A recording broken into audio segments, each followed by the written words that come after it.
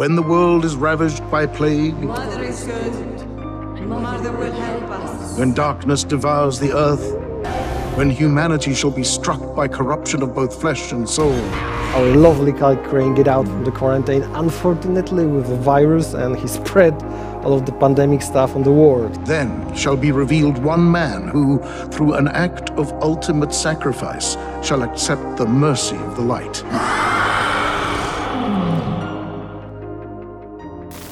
Over the years, we've been asking Techland the same question. Is Kyle Crane still alive? Where is Brecken? And can they even return? Well, after the return of Tolga and Fatin, this actually could happen. Also, we haven't heard anything about the story DLC 2 since the launch, but in this video, I've got some interesting news for you guys that will surely get you all excited. Also, for this video, I will be avoiding heavy spoilers because if you don't know, then let me tell you that the whole story DLC 2 was leaked online. So yeah, that's why I'm avoiding it, but let me know in the comments if you want me to cover these leaks or not. So now, my friends, buckle up and be ready and subscribe to this channel for everything Dying Light 2. So firstly, I'm going to tell you guys about the story DLC 2, and then we'll talk about how Kyle Crane and pretty much any character from Dying Light 1 can return in this game. So the first news is regarding the introduction of vehicles in Dying Light 2. Yes, just like Dying Light the following DLC, we are also getting a vehicle in the second story DLC of Dying Light 2. And how do we know that? Well, thanks to the data miners who found these in the game files. Here you can see it mentions a truck that the player will be able to use. But what's interesting is that Bub, a well-known modder, was able to add a buggy in the game using these files. Basically to give us an idea of how the vehicles would work in the story DLC 2. And trust me, it's super fun to drive a buggy in this game. Plus, you can also switch between the first person and the third person view anytime in the game. Isn't that amazing? So shout out to Bub, and his mod is actually available on Nexus Mod for you to download. Alright, so now that we know that vehicles are coming back in the next DLC, we can now check out some more things about the DLC. Like for example, the new reputation levels. Yes, just like the following DLC, Story DLC 2 will also have 4 ranks for the players. The first rank is called Pilgrim, the second rank is called Mercenary, and the third rank is called Explorer, and finally the fourth rank is called Dweller. After that, last year, data miners found traces of new firearms in the game files. So there was a revolver, a battle shotgun, a double barrel shotgun that we were supposed to get in the next DLC. But it turns out that Techland had plans to introduce the firearms early, so if you watched my other video about the secret changes, then you would know that Techland is planning to release a second update for the firearms called Firearms Expansion. And yes, in that update you can expect to see the revolver and other guns that we were previously supposed to get only with the story DLC 2. Next, in the second story DLC, the dark zones will be replaced with a place called Wilderness. Basically, the place is covered with a lot of trees and barely any sunlight reaches the location, creating this dark zone for the special infected that only show up during the nighttime. Plus, the player will get most of its loot from that location. Next, we are also getting some new infected types, like the Day Ragers, which are the sun immune infected that can go out during the daytime. But at the same time, they are a bit weaker when it comes to the combat. Then we have the Freaks of Nature from the following DLC that are also returning with some new special units. Then we have the Medical Monstrosities, which are biological infected created by the main villain of this DLC. Also, the Day Ragers were also made by the main villain. Next, a big news for the community. Dying Light 2 Next Story DLC will give Aiden a new skill that will allow him to control his fury at any point or time. Yes, controllable fury mode is finally coming to this game, and it's most likely will be like the Dead Island game where you can kill zombies to recharge your fury and then use the fury to one-shot anything. Then in the next DLC, you will also be able to modify your bow. So I hope we are able to add any elemental effects to our bow because that would be awesome. Next, the second story DLC will have 8 main story quests and over 20 plus side quests. The main story quests are as follows. It starts with the intro, Outlands, the rescue, cooperation, exile colony, search and destroy, confrontation,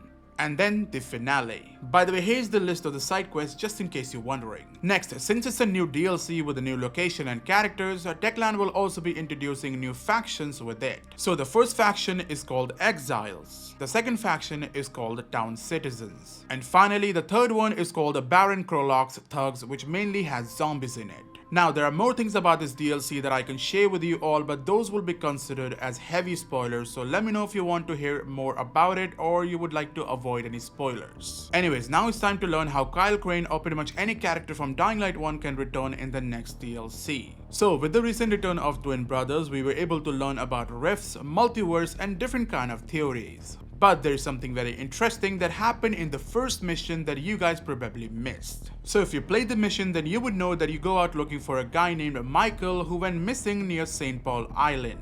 And basically during our investigation, we find this rift which takes us directly to Michael, who later in the scene dies right in front of us. But you know what's crazy? Somehow a miracle happens and the girl that sent us looking for Michael confirms that Michael has returned home. In fact, Michael confirms it himself, like just listen to this.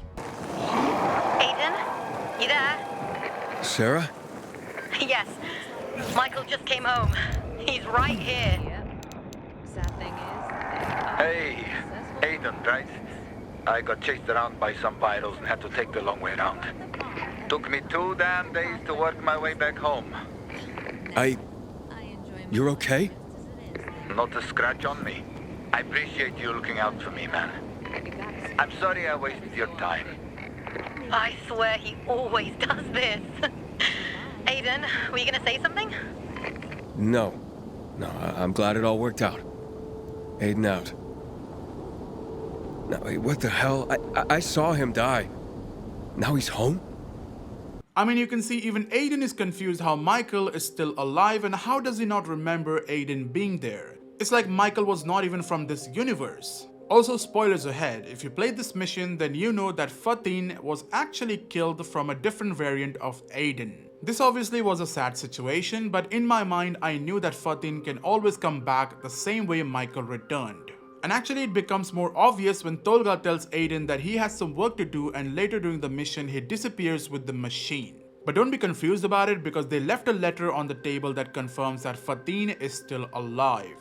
I mean, just look at the letter. The letter first had initials of both the brothers Tolga and Fatin.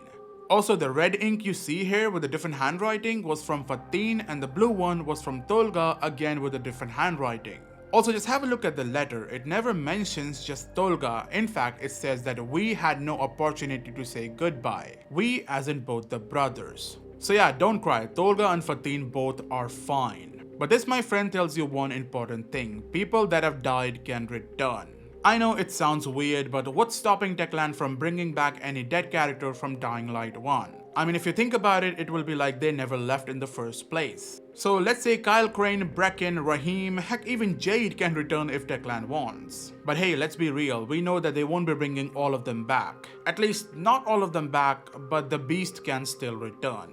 I mean, Techland has been teasing us for a very long time. Like during the first anniversary stream when they were trying some few custom maps, they actually switched their screen to desktop. This, my friend, revealed a folder on the desktop called Crane is Alive. In fact, it was that moment when data miners found traces of old cutscenes that was removed from the game on purpose. The cutscene we are talking about here was the hospital cutscene when it caught on fire and the GRE captured Waltz and stopped his experiments. By the way, I've made a separate video on this in case you need more details on how this happened. But let me tell you this in short, that Dylan and Waltz were looking for the reports of the patients in the GRE database. This, my friends, was when Waltz discovered that GRE was doing some experiments on Crane, but sadly Waltz was not able to get any test results. Also, later we all know that the fire spread and how Aiden and Mia got separated. So yeah, Techland most likely removed this part so they can keep this information hidden from us that Kyle Crane is still alive. Anyways, let me know what you guys think about this story DLC 2, and also do let me know if you want to learn about those leaks regarding the story DLC 2 or not. Anyways, this was it, my friends. Thank you for watching, and I'm gonna see you guys in the next video. Till then, stay safe and stay human.